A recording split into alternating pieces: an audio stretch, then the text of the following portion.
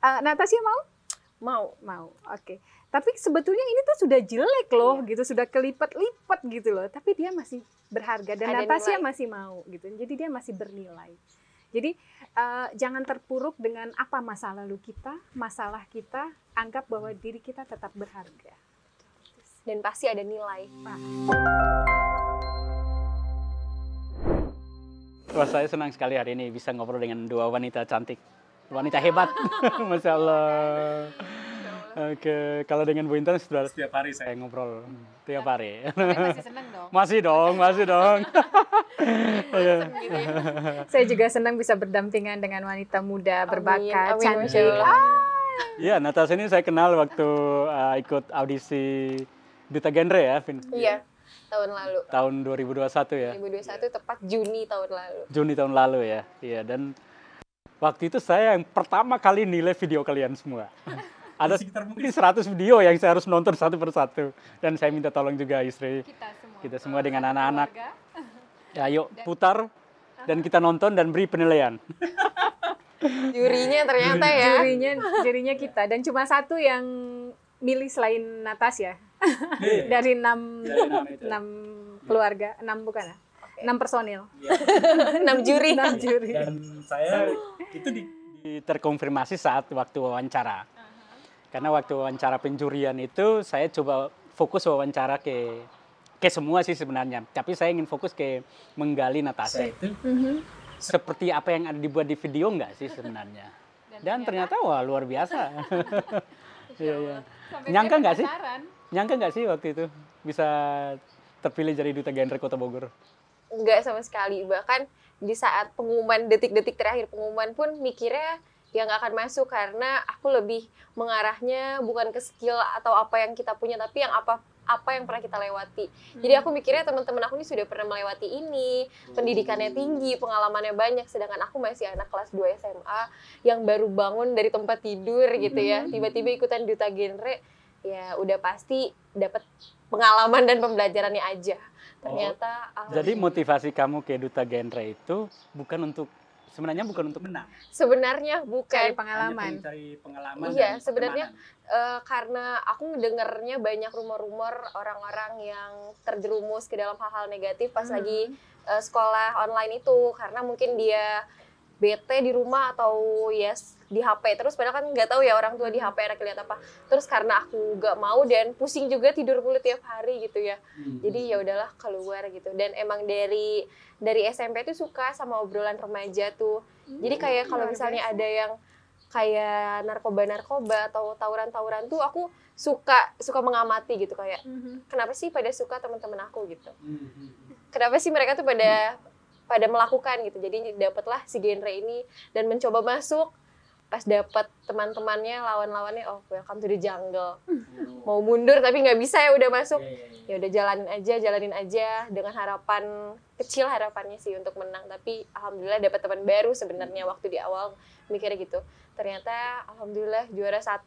Bahkan kalau Om Ben ingat pas pengumuman juara nggak ada senyum-senyumnya sama sekali kayak. Karena speechless gitu, nggak percaya gitu ya. Dan kayak langsung ditimpa di sini kayak provinsi ayo. Provinsi kayak iya, speechless sih, nggak, kaget banget. Akhirnya bisa dilewatin ya. Alhamdulillah. Dan juara juga di provinsi ya? Iya, 5 besar dan dapat gelar motivator. Luar biasa. Tapi memang dari awal aku lihat dia sih bakat yang terpendam gitu. Walaupun masih muda. Tapi itu saya surprise karena tadi bilang itu ya. Orang seusia Natasha itu, waktu itu usia berapa sih?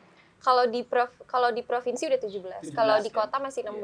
Seusia Natasha itu kan masih lebih ke nongkrong, have fun ya. Tapi ini mikirnya ke Duta Genre gitu. Setuju nggak sih bahwa di usia kamu seperti ini adalah usia yang harusnya belum mikir ke arah situ? Enggak. Kalau aku mikirnya emang semua remaja umuran aku nih berhak untuk mendapatkan kebahagiaan, kesenang-senangan. Tapi aku lebih ke kayak sekarang aja aku pergi ke sini ngomongnya bukan untuk podcast, bukan untuk ngobrol, tapi untuk mencari kebahagiaan gitu. Jadi memang poin utamanya semua remaja berhak bahagia, tapi tidak semua kebahagiaan itu dengan nongkrong, dengan nakal-nakal, dengan mungkin ke klub atau kemana, tapi berorganisasi juga bahagia gitu. Buktinya aku ketemu sama teman-temanku bahagia ketawa-ketawa setiap hari gitu. Tidak menjadi beban jadinya. Jadi kamu mau bahagia di masa remajamu dengan cara yang berbeda mungkin ya. Dengan cara bermanfaat buat generasi kamu dengan orang lain. Wah, ini luar biasa. Hebat. Nah, Bu Intan juga ini ya. Mama juga baru beres kegiatan Floris ya. Kegiatan Floris di Kota Bogor dan ini baru yang pertama dan kebetulan Natasha juga ikut. Ketemu lagi. Jadi kemarin kita buat wanita-wanita yang luar biasa memang di Bogor. Dan alhamdulillah sukses. Kalian dua ini kan dengan kegiatan masing-masing itu kan, kalau Natasha di Duta Genre itu setahu saya cukup padat ya. Cukup padat kegiatan dan juga dengan Ibu. Sebagai seorang wanita yang dengan berbagai macam kegiatan positif yang ada. Nah, kalian setuju nggak sih ada anggapan di umum bahwa wanita itu adalah kaum lemah? Tadi kalau remaja itu kan kaum rebahan, kaum nongkrong dan lain sebagainya. Natasha sudah bilang nggak menggunakan usia dia, remaja dia untuk sesuatu yang lebih produktif kan. Nah, setuju nggak sih kalau wanita itu kaum lemah? Kalau saya atau Natasha dulu nih mau bicara? Mana aja. Kalau saya mungkin saya dari versi ibu rumah tangga ya. Baik Bu, silakan Bu. Silakan Bu. Wanita di dalam rumah tangga itu dapat merubah suasana rumah itu bisa menjadi baik, menjadi nyaman. Itu tertumpu pada seorang wanita di situ. Bagaimana seorang wanita itu bisa membuat suasana rumah itu nyaman untuk keluarganya, untuk suaminya. Banyak orang mikir tuh kalau perempuan kalau sudah nikah itu cuma kasur, dapur, sumur, kasur. Oke. Padahal di tiga ini tuh luar biasa sekali. Kayak misalnya di dapur, bagaimana perempuan bisa menjadi dokter chef dan dokter gizi terbaik untuk keluarga, ya kan? Bisa masaknya, dan bagaimana kalau kita tidak masak pertumbuhan anak-anak dan suami? Kurus atau gimana gitu kan. Kalau untuk di sumur ya, cuci dan kebersihan. Oke. Itu udah bagaimana kalau misalnya perempuan tidak bisa mengurus itu penampilan anak-anak, suami seperti apa. Itu kan walaupun dilihat hanya sumur itu ininya luar biasa gitu, dampaknya luar biasa untuk keluarga. Oke. Kasur lagi. Identik kalau banyak orang kasur itu seks ya. Seks gimana ya, kalau wanita itu bisa melahirkan generasi-generasi yang luar biasa. Jadi tiga ini tuh bukan dianggap tidak berharga dan tidak berarti. Dari tiga ini tuh melahirkan yang luar biasa sekali. Oke, jadi yang Ibu Intan ingin jelaskan itu bahwa anggapan pada umumnya kenapa wanita itu lemah, karena seolah-olah mempersepsikan wanita itu hanya berfungsi pada tiga area ini. Apa tadi? Dapur, sumur, kasur. Oke.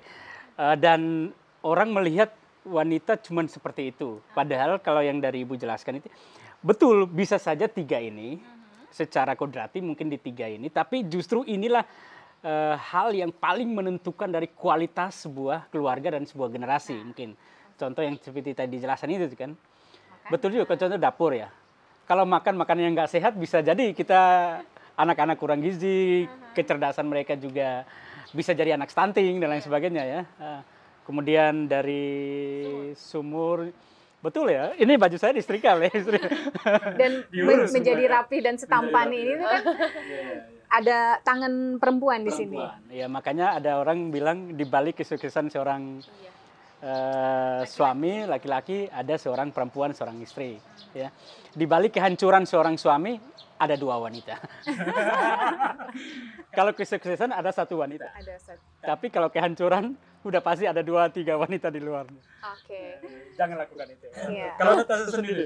Kalau tadi mungkin kita menyambung ke Bu Intan. Iya, iya. Tadi Bu Intan berarti bicara tentang mindset ya. Mindset. Mindset orang-orang perempuan cuma di dapur, sumur, dan kasur. Padahal arti dari kata itu tuh maknanya luas. Luas, iya.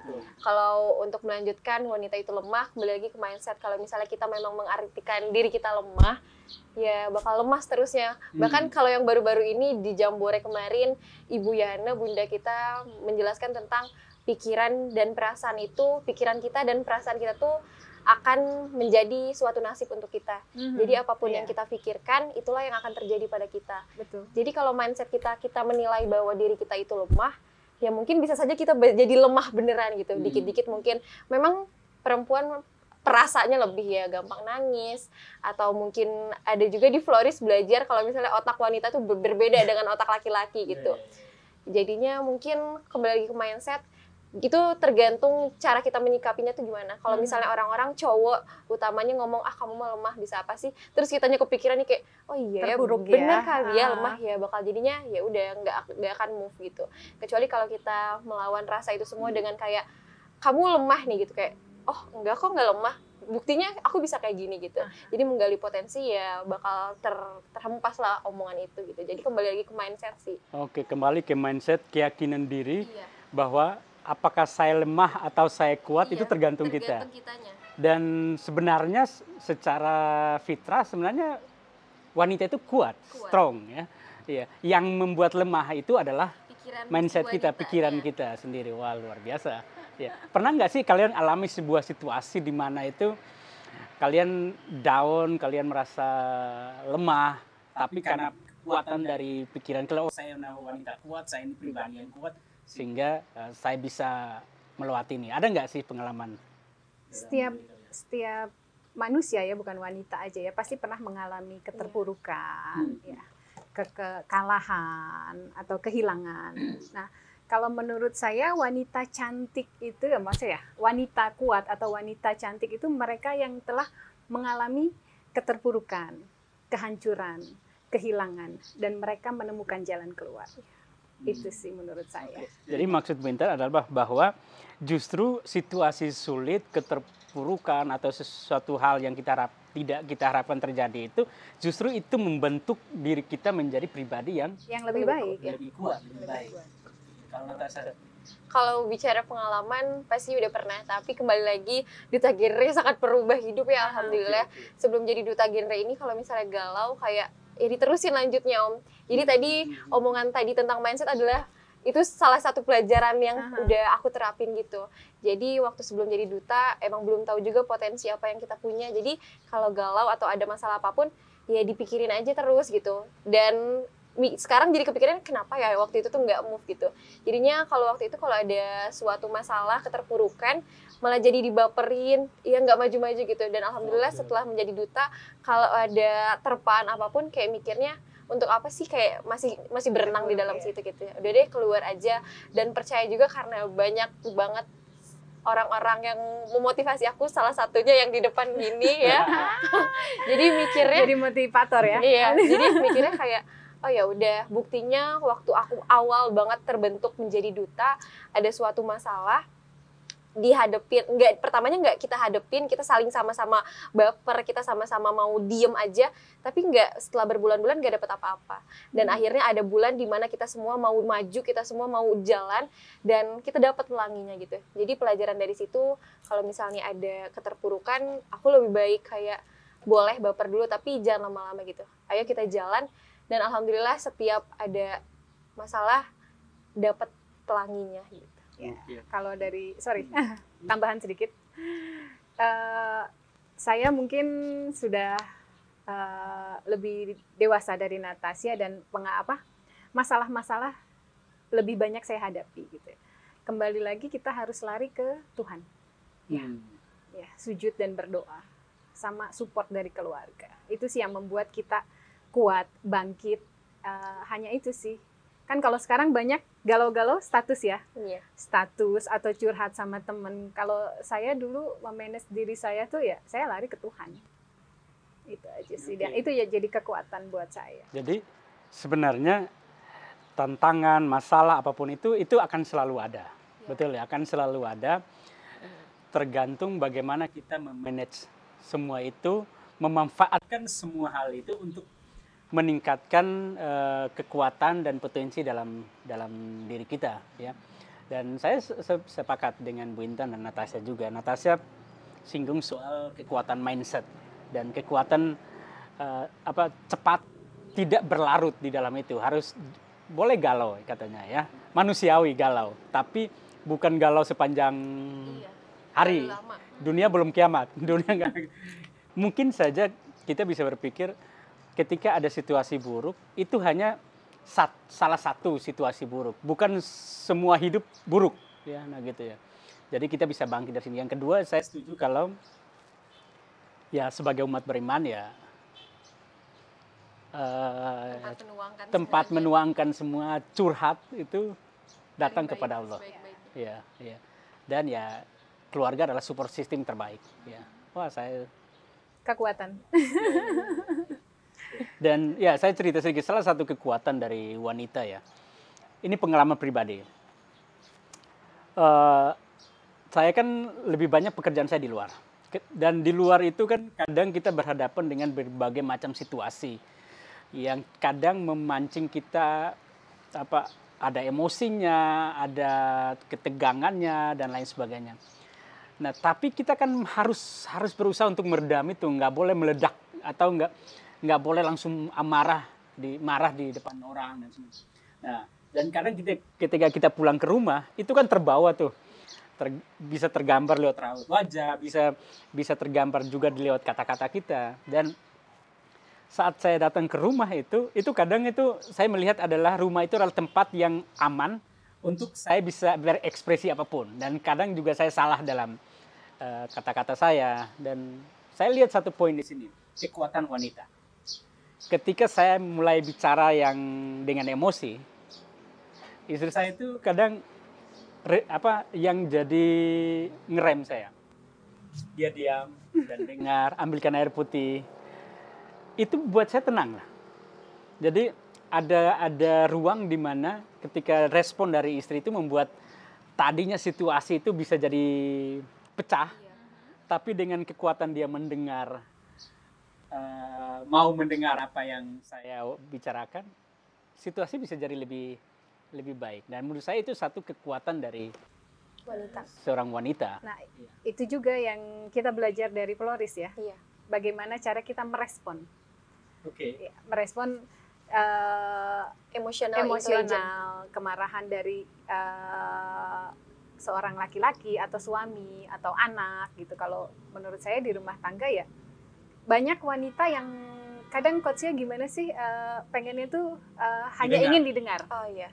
Tapi sebetulnya wanita itu punya kelebihan untuk mendengar gitu loh. Bagaimana kayak yang tadi seperti Papa bilang, banyak masalah yang di luar sana yang pulang itu, kalau sebetulnya si perempuan ini tuh banyak juga masalahnya di rumah gitu loh. Yang capek ngurus anak, capek masak atau gimana. Bu Intan lagi curhat. Tapi bagaimana kita bisa merespon keadaan itu gitu loh. Merespon keadaan begitu suami pulang, redakan dulu masalah kita sambut suami dulu dengan menenangkan dia. Itu kan itu kekuatan yang luar biasa sih buat aku untuk sebagai seorang perempuan. Bisa merubah suasana yang kalau misalnya gimana ya, dia pusing ke rumah, terus kita juga pusing, hancur, dan akhirnya melukai anak-anak. Itu sih pelajaran ya untuk beberapa tahun lagi. Tapi pasti kan Natasha alami hal yang berbeda, dalam konteks yang berbeda juga sama. Pasti kan dalam peran Natasha dulu sebagai duta genre, saya bilang dulu karena baru saja menyelesaikan. Tapi itu kan tetap melekat kan, peran sebagai fungsi sebagai duta genre kan tetap melekat kan. Ya, pasti kan mengalami berbagai situasi di lapangan juga, dan bagaimana Natasha bisa dengan seorang remaja, seorang wanita yang kuat bisa merespon itu. Oke, jadi waktu itu pernah ada suatu masalah. Sebenarnya nggak semulus yang apa orang lihat ya. Iya, jadi waktu itu pernah ada suatu masalah. Aku dengan cowok satu organisasi, dan dia cukup kecewa, cukup mungkin marahnya benar-benar besar. Tapi satu sisi dia punya statement yang kuat. Aku pun punya statement yang kuat gitu. Dan bisa dibilang statement dia ini 90% akurat, kalau aku 80%, jadi aku bisa dijatuhkan gitu statementnya. Tapi satu sisi demi keberlanjutan kita bersama, aku nih harus ngalah dan ngajak dia untuk ngalah gitu. Terus emang pernah ada di fase kayak ngajak diri sendiri untuk move aja susah ya, apalagi ngajak orang lain gitu.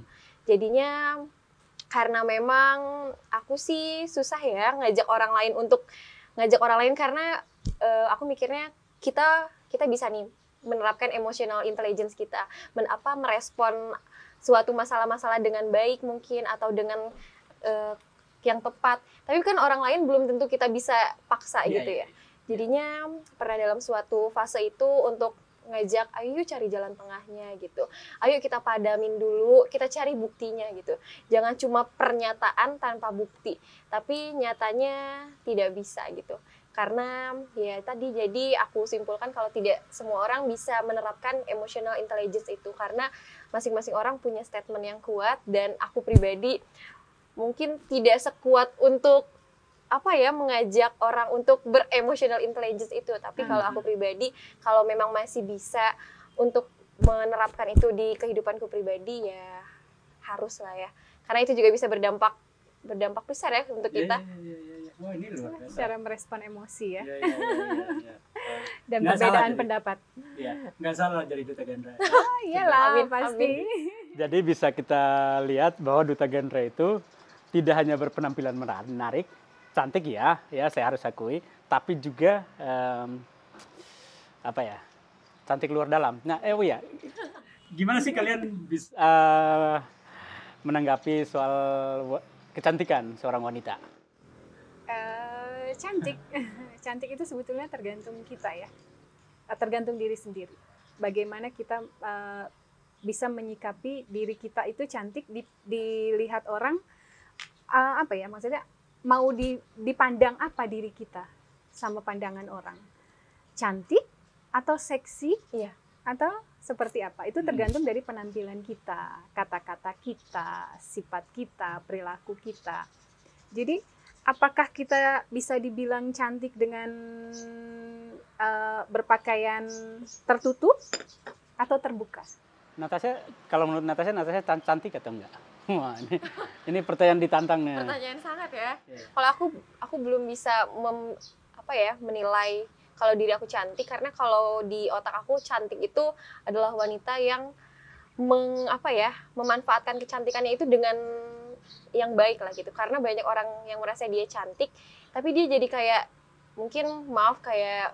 memanfaatkannya dengan hal-hal yang negatif gitu, kayak untuk mendekati cowok atau menjual dirinya, banyak kan kayak gitu. Atau juga banyak wanita-wanita yang cantik tapi dalamnya mungkin kita nggak tahu. Jadi kalau menurutku orang yang cantik adalah dia tahu kalau dia itu cantik, tapi dia bisa menjaga kecantikannya itu gitu. Dan cantik luar dalam ya. Iya, dan bisa menjaga dan memanfaatkannya itu gitu. Iya. Itu kenapa saya tanya pertanyaan nyeleneh tadi, kamu cantik kamu enggak? Karena itu tergantung definisi kalian sendiri mengenai kecantikan itu ya. Saya senang kalau definisi kecantikan itu tidak hanya bicara soal penampilan fisik, tapi juga kecantikan dari dalam. Kita bicara kecantikan, saya sebagai laki ya, jujur kalau melihat wanita cantik itu ada 3 hal. Yang pertama, memang kita lihat secara fisik, penampilannya. Yang kedua adalah pikirannya, cara dia berpikir, orangnya smart, ya. Yang ketiga adalah dari jiwanya, aura yang keluar dalam dirinya, ya. Karena buat saya kalau dia hanya apa ya, secara fisik cantik, tapi cara berpikir dia adalah cara berpikir yang sangat tidak baik.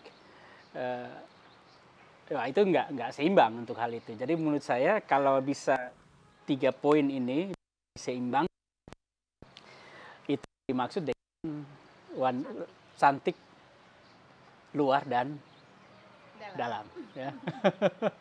Terus bagaimana dengan penampilan? Kalau pandangan laki-laki itu lebih suka tuh wanita yang berpenampilan tertutup atau terbuka sih gitu loh. Ini dari perspektif ya, langsung ke ya. Oke, jadi gini lah. Wanita itulah yang menentukan dilihat seperti apa. Itu diputuskan oleh wanita itu sendiri. Mau kita laki-laki melihat wanita itu dengan nafsu atau dengan hati, itu kalian yang memutuskan. Kalau kamu berpenampilan open, terbuka, sangat seksi, jangan berharap saya melihat kamu dengan hati. Ya. Otomatis yang ada di pikiran saya, otak saya. Silakan menjudge saya bahwa otak saya yang bermasalah. Oke, boleh. Tetapi ingat, kamu yang putuskan itu. Supaya otak saya berpikir begitu. Iya. Gitu lah. Atau ya kamu berpenampilan dengan yang anggun, bersahaja, rapi. Nah, jadi itu tidak mengurangi kecantikan juga ya? Ya, definisi kecantikan kembali lagi yang tadi ya. Makasih Bu Intan. Ya, jadi wanita itulah yang memutuskan. Makanya saya selalu bilang, jangan ikut tren. Jangan mengikuti tren. Kitalah yang memutuskan mau seperti apa. Dari cara kita berpakaian, dari cara kita berbicara, dari cara kita berperilaku, kita mau memutuskan seperti apa kita. Apa yang mau kita sampaikan kepada orang lain untuk mereka melihat kita seperti apa, itu dari itu kita yang putuskan. Nah gitu. Jadi dari cara bicaranya Natasha, saya bisa tahu Natasha memutuskan dirinya seperti apa. Ya, dari cara Mama berperilaku atau berdandan, saya bisa tahu dia memutuskan diri dia itu mau dilihat seperti apa. Kan gitu.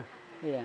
Nah, gitu. Dan kalau aku sih memiliki hak untuk menjadi diri sendiri sih ya, gitu ya.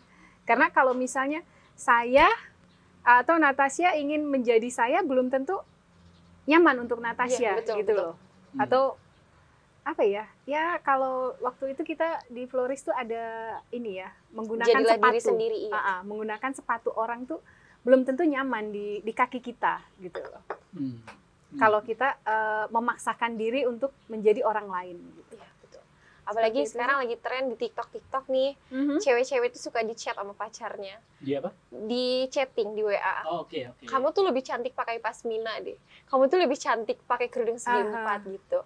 Kamu lebih cantik pakai ini, kamu lebih cantik jadi pakai ini. Jadi kayak aku, dan ceweknya ada beberapa yang curhat di TikTok kayak sebenarnya aku tuh nggak mau, tapi dia paksa. Jadi ya udahlah nurut aja. Ada juga yang kayak, oh iya, aku pakai ya besok, kayak aduh. Jadi cantik menurut versi orang lain ya, walaupun diri kita sendiri tidak nyaman. Nah itu sulit sih kalau menurut aku. Jadi jadilah dirimu sendiri, berikan kenyamanan ternyaman untuk diri kamu sendiri. Dan akhirnya terlihat cantik daripada kita memaksakan apa yang menurut orang baik kan. Sulit ya. Cantik itu berhubungan kan dengan sehat, ya, dengan sehat. Dan tadi kalian bilang cantik luar dalam, sehat juga luar dalam. Gimana menurut kalian? Kalau menurut aku, hidup sehat sama diet itu berbeda ya. Yang membuat diri kita cantik kan banyaknya, kalau perempuan itu identik dengan diet ya.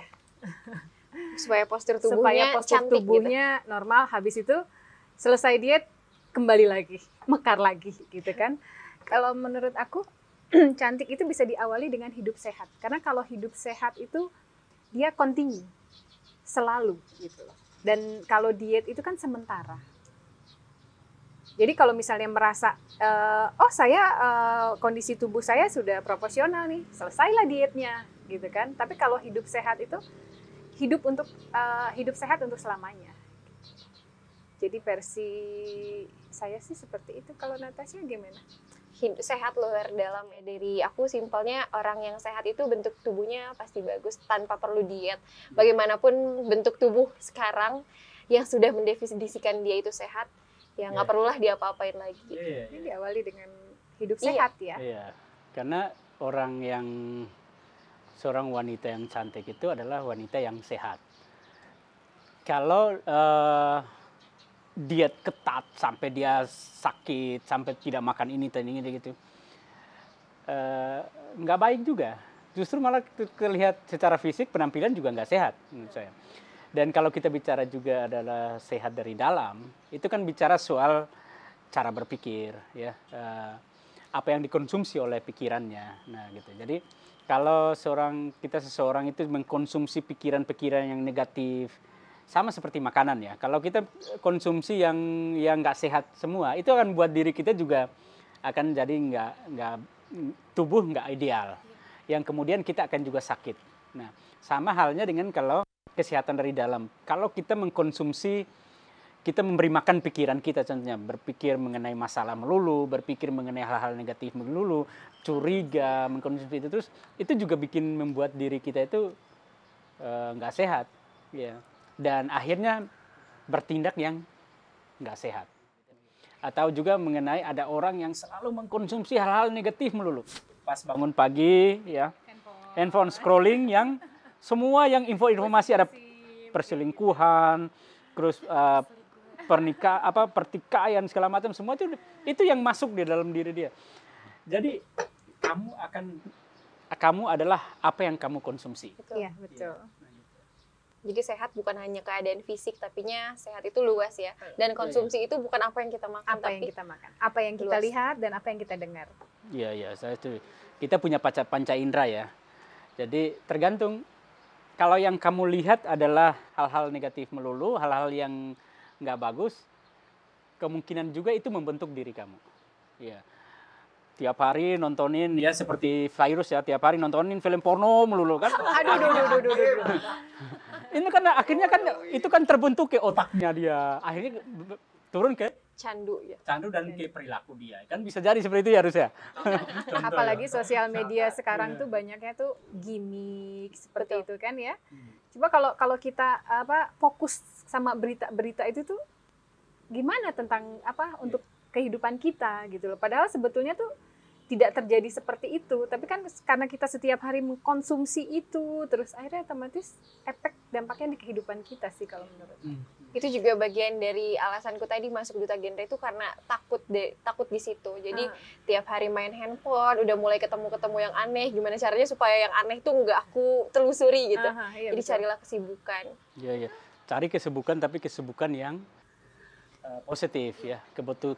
Kesibukan yang memberikan konsumsi sehat buat diri kita. Ingat, apa yang kita dengar itu juga menentukan kita. Kita mau dengar gosip atau enggak? Iya. Saya itu kadang begini ya, Natasha. Kalau orang bilang ke saya, Om Ben, saya mau ngomong ke Om Ben ini, tapi jangan bilang ke orang ya. Bisa saya gampar dia. Emang ya lo pikir gue bukan orang? Kan saya bilang ke kamu, tapi jangan bilang ke orang ya. Itu seorang menghina saya. Nggak, maksud saya. Padahal beda maknanya. Saya nggak tertarik dengan itu, dengan menggosipin orang, ya. Atau kamu tahu nggak si A begini-begini? Nggak usah bicara deh, saya udah nggak mau dengar. Ya, lebih baik saya nggak usah tahu keburukan orang, kejelekan. Karena menurut saya pasti di orang itu ada di sekian banyak hal kelemahan dia, pasti ada hal yang baik dari dia. Kenapa kita tidak fokusin ngomong ke hal yang baik dari diri dia sih? Nah, dan bagus juga buat diri saya tidak berusaha untuk tidak banyak mengkonsumsi hal-hal negatif. Iya. Karena semakin banyak saya menyerap hal-hal negatif, itu membentuk diri saya. Iya.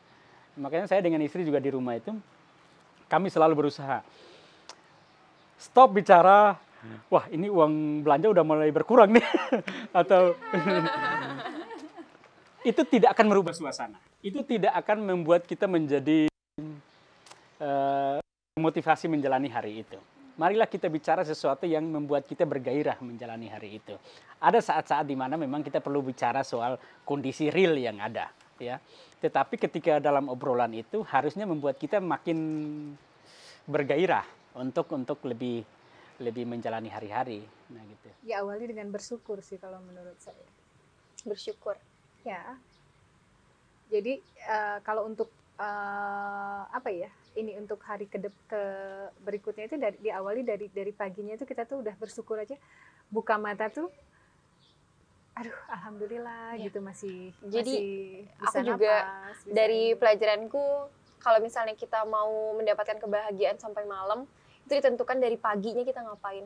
Kalau iya, kalau misalnya paginya kita udah marah-marah itu bakal ke bawah sampai malam. Iya. Kalau pengalamanku kayak gitu. Terus kalau misalnya pagi-pagi kita udah nerima berita sedih itu bakal ke bawah sampai malam. Tapi kalau misalnya pagi-pagi tadi kita udah bersyukur, kita happy, itu insya Allah sampai malam juga sama kondisinya kayak pagi itu. Mood juga ya. Iya. Jadi mood tuh ditentukan pagi. Pagi. Mau ngapain kita seharian itu pagi adalah keputusannya. Penentuan. Luar biasa. Jadi pagi jangan curhat dulu. Iya, jangan scrolling lihatnya. Jangan scrolling dulu. Ya, ya. Saya bangun pagi itu saya berusaha untuk tidak scrolling sosmed. Iya. Kecuali saya lihat yang obrolan bermakna. Iya. Motivasi-motivasi ya. ya. Karena ya apa yang kita konsumsi itulah yang membentuk kita hari itu. Ya, sebenarnya. Iya. Banyak orang nggak sadar. Sangat tidak mungkin, saya bilang ke istri saya, akan sangat sulit tiap hari kamu mengkonsumsi semua hal yang buruk dan kamu berharap kamu menjadi orang yang lebih baik.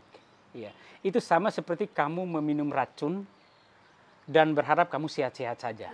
Ya, kamu berharap kamu ambil pisau dan iris di tangan dan berharap kamu ini baik-baik saja. Nah, gitulah. Nggak akan begitu konsep hidupnya ya. Nah, gitu. Wah, ini luar biasa. Ada banyak orang remaja di luar sana seperti Natasha mau pengen berubah dan jadi seperti Natasha yang hebat ini. Apa saran kamu ke mereka kalau mereka mau berubah? Saran mereka mau berubah adalah tentukan siapa yang harus diambil, siapa yang harus dibuang. Jadi misalnya apa yang harus diambil, apa yang harus dibuang? Seseorang. Okay, jadi seseorang. Jadi misal aku ini ingin maju, aku butuh seseorang seperti Om Ben dan Ibu Sinta misal. Aku menariklah atau mendekatilah Om Ben dan Ibu Sinta. Dan di dalam hidupku ini misal ada Kak Fairuz, jadi dibuanglah gitu. Misal. Fairuz dengar, kamu dibuang. Iya, jadi kita harus tahu mana yang harus kita adopt, mana harus yang kita eliminate gitu. Jadi karena kita misal kita nih udah ada sama yang orang mau kita eliminate ini, tapi kita nggak mau ngebuang dia. Ya, orang ini kan bakal jadi orang yang negatif atau mungkin toksik, nggak ngedorong kita atau menarik kita untuk tetap stuck di dalam situ. Ya apa jadinya? Atau satu lagi kondisi kalau kita nggak nge-adopt, misal Om Ben dan Bu Sinta, siapa yang akan menarik kita untuk maju gitu? Siapa yang akan mendorong kita? Jadi kalau misalnya pengalamanku cari orang, kata orang mah temenan mah jangan milih-milih, tapi aku nggak setuju sama hal itu karena kita harus milih mana yang harus kita tarik, mana yang harus kita buang gitu. Saya setuju dengan itu. Jadi kita harus lihat circle pertemanan kita, circle kehidupan kita. Karena ada orang bilang kalau mau tahu siapa Natasha, lihat 2 sahabat terbaik dia atau 2 orang terdekat dia. Benar. Kamu nggak perlu searching macam-macam tahu Natasha seperti apa. Kamu lihat aja 2 teman terbaik dia siapa, disitulah kamu tahu dia. Gitu. Nah, jadi saya sangat setuju. Jadi berarti Natasha akan bilang bagi remaja di luar sana kalau kamu mau berubah, kalau ingin maju, yang pertama kali kamu lakukan adalah mengeliminate siapa yang harusnya bisa menjadi support system yang terbaik untuk kamu. Selain seseorang juga kita harus mengeliminate semua sih kalau menurutku. Jadi selain mengeliminate orang yang mungkin bisa toksik, orang yang toksik. Iya, mungkin kita juga bisa mengeliminate pikiran-pikiran atau kebiasaan gitu dan mengadop segala hal yang baru yang positif untuk kita. Oke, luar biasa. Kalau kamu mau maju para remaja di luar sana, eliminate hilangkan semua pikiran-pikiran negatif, pikiran-pikiran yang akan membuat kamu tidak akan maju dan berkembang. Luar biasa. Tambahan sedikit, Bu Intan. sudah bagus sekali ya.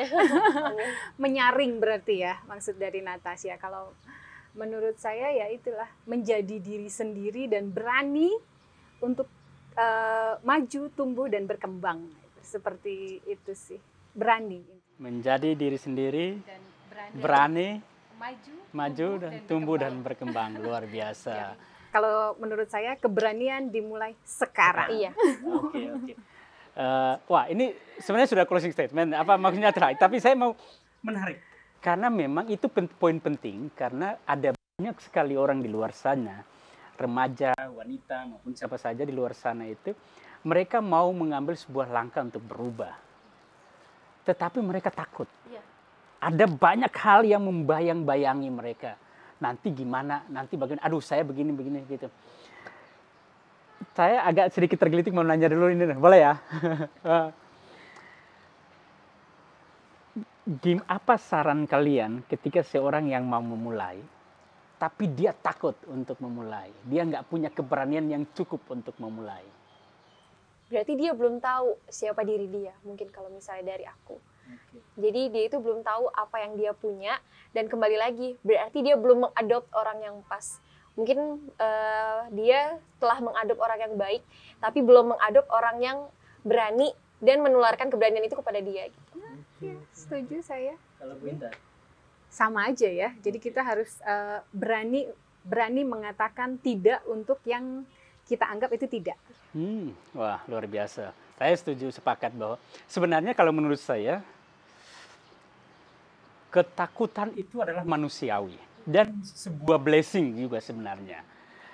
Karena kalau nggak ada ketakutan dalam diri kita, kita akan jadi nekat. Contoh ini kita di lantai 3 nih, lihat ke bawah, kalau nggak ada rasa takut, yang terjadi adalah loncat dan mati. Ya. Jadi kalau nggak, ketika kita mau mengambil keputusan untuk berubah dan ada rasa takut atau khawatir dalam diri kita, itu sebenarnya sesuatu yang normal, sesuatu yang alami. Tetapi bagaimana kita bisa manage ketakutan itu, supaya ketakutan itu tidak menguasai diri kita, tetapi ketakutan itu berubah menjadi sebuah tindakan yang bijak nantinya. Nah gitu. Jadi,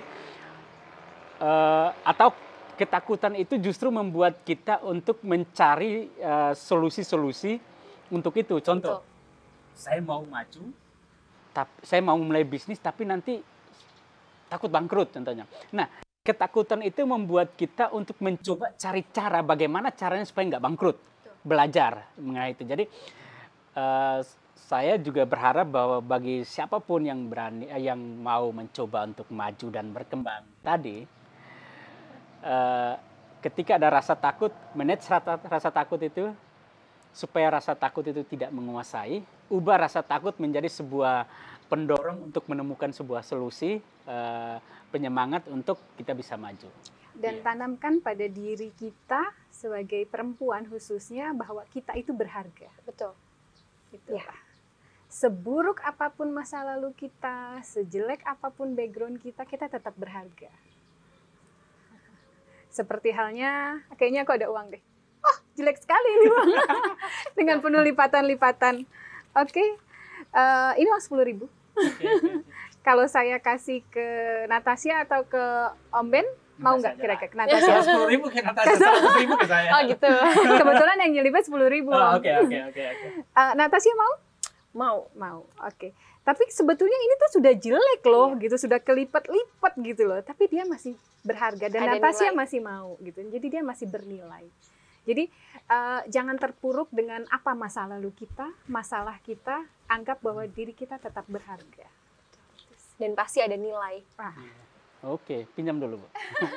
Buat saya aja, Bu ya. Oke. Wah ini luar biasa. Jadi bagi wanita, bagi siapapun yang di luar sana, yang Mama mau sampaikan adalah bahwa kalau kamu mau maju berkembang, nggak soal seberapa pun buruk masa lalumu, seberapa pun tantangan yang kamu hadapi atau situasi yang sementara kamu alami, itu tidak menjadi sebuah penghalang untuk kamu terus maju. Karena kamu punya nilai, ada dalam diri kamu ada nilai yang begitu sangat berharga dalam dirimu. Terima kasih Bu Intan untuk 10.000. Okay. Akhirnya Bapak juga mau juga ya. Karena itu ada nilainya dan tetap berharga. Iya. Oke. Ya, seperti itu. Oke, thank you banyak. Hari ini saya senang bisa ngobrol dengan kalian. Luar biasa. Terima kasih kembali. Senang ya, tadi ada pelajaran juga bagaimana cara menyikapi suami ya nanti. Iya. Sudah ada rencana untuk menikah kapan? Belum ada dong. Oke. Karena Natasha ini kan duta genre ya sebenarnya. Berarti orang yang sudah punya rencana ya. Kapan rencana menikah? Lebih dari takdir apa? Di luar takdir ya, di luar apa namanya? Takdir Allah ya. Nah, apa rencana kapan menikah? Di luar lebih dari 5 tahun lagi. Lebih dari 5 tahun lagi. Dengar tuh virus 5 tahun lagi lah. Jangan berharap cepat ya. Sorry. Bercanda ya. Karena kalau di genre ada 5 transisi kehidupan yang harus dulu dilewati remaja sebelum berakhir ke pernikahan. Apa itu 5? Melanjutkan menerapkan pola hidup bersih dan sehat, melanjutkan pendidikan, mencari pekerjaan, bergabung menjadi anggota masyarakat. Dan aku masih ada di fase ketiga. Jadi masih 2 lagi? Iya, melanjutkan pendidikan. Apa satu rencana yang tidak ada dalam list rencanamu 1 bulan lalu? Yang sudah terlaksana. Enggak. Jadi ada satu rencana yang saat ini ada, yang rencana itu sebenarnya tidak ada, taruhlah 2 bulan lalu itu tidak ada. Oh, jadi baru. Lebih kuat lagi. Rencana lebih kuat lagi yang ada di catatanmu saat ini. Karena di pikiran bulan lalu adalah Juni atau Juli ini adalah bulan yang bisa mengobati semua luka di bulan-bulan lalu. Nyatanya lebih berat ya, jadi harus lebih kuat lagi. Wah, terima kasih banyak Natasha, terima kasih Mama untuk obrolan hari ini yang sangat bermakna. Dan obrolan hari ini adalah obrolan yang sangat bermakna karena memang seperti itulah kalau kita ngobrol harus obrolan yang bermakna. Thank you.